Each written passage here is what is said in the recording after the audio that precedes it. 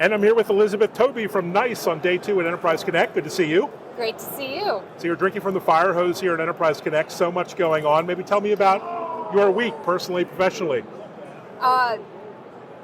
Where do you want me to start? Oh, goodness. I think you had a panel session this morning. Yeah. What was the topic and what were some of the takeaways, insights you could share? Yeah, it was one of my favorite kinds of conversations to have. What is the future going to look like? Talking about projecting out into the future. What will the contact center be in 2027? As you can imagine, AI was something a lot of folks talked about and I felt very comfortable with since my entire world is digital and AI. Yeah. And really, I think the theme of the panel really aligned with a lot of things we're doing at NICE. That knowledge management is AI management, and that AI in general is really about collaboration and assistance, and it goes way beyond just how it can help a customer. It's about how you can help your agents, your supervisors, even your CX leaders. And I think those are the kinds of things that I like talking about the most, is that collaborative ability for AI to actually help you analyze and take action on and understand unstructured data at the pace that I think business demands. So even if you think about like yield day of last year, if you needed a data scientist to help analyze something, to help you make a decision to change something in your business, that could take days or weeks, maybe months if it's a complex project. Business moves too fast for that these days. So where does this data come from and how do you ensure the integrity and reliability of the data? That's something you know a lot about at NICE. Tell us about that process of journey of gathering, collating, collecting good data. Yeah, I mean, I think that a lot of our philosophy is really reflected in the solutions and the products that we're building.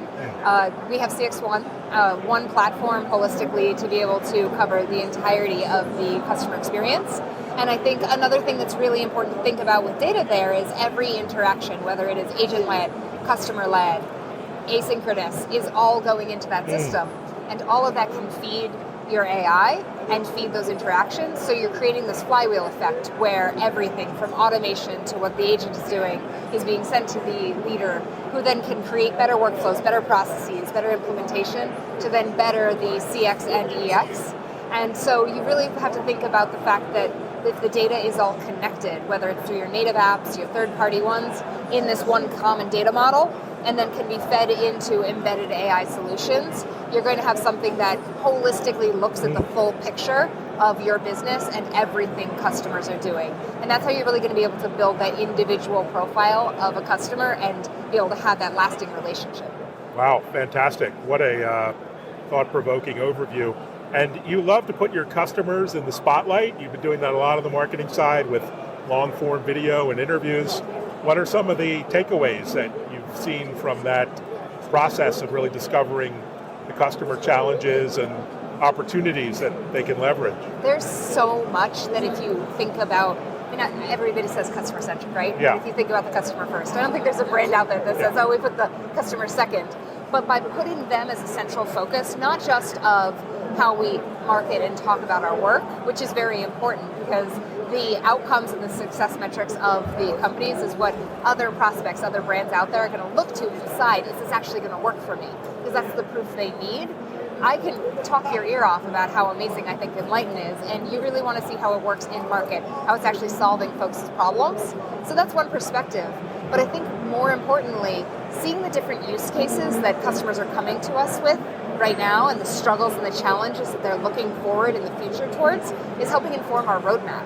And so when you think about AI and Enlighten, the solutions and the use cases we've created are based on that feedback and based on those conversations. And so we really can drive the roadmap, and that's allowing us to be more innovative and be ahead of the curve in terms of what we're putting out there.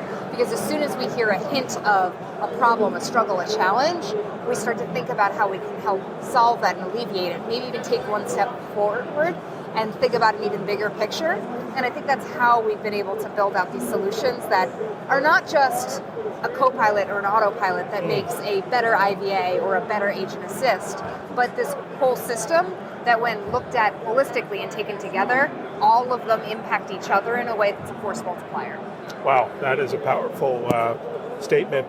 You impact and support so many industries, verticals. Where do you see a lot of transformational change happening this year and next as AI gets adopted into various industries? I think that some of the surprising ones is how much some of the, I would say, more secure or highly regulated industries are really embracing these technologies. Financial services, we're seeing a lot of innovation there, which, I think if you think about healthcare or you think about finance, you often think that they will be very conservative.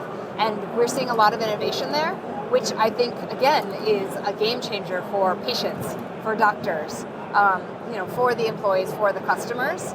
So I think that those are the areas that I'm surprised by how quickly they're picking it up and the rewards they're seeing from it. Yeah, they have a lot of catching up to do in many cases. Speaking of financial services, you're in New York City. I was at your great event, Interactions, last year. CX in the city, really fun get together. And you have another one coming up.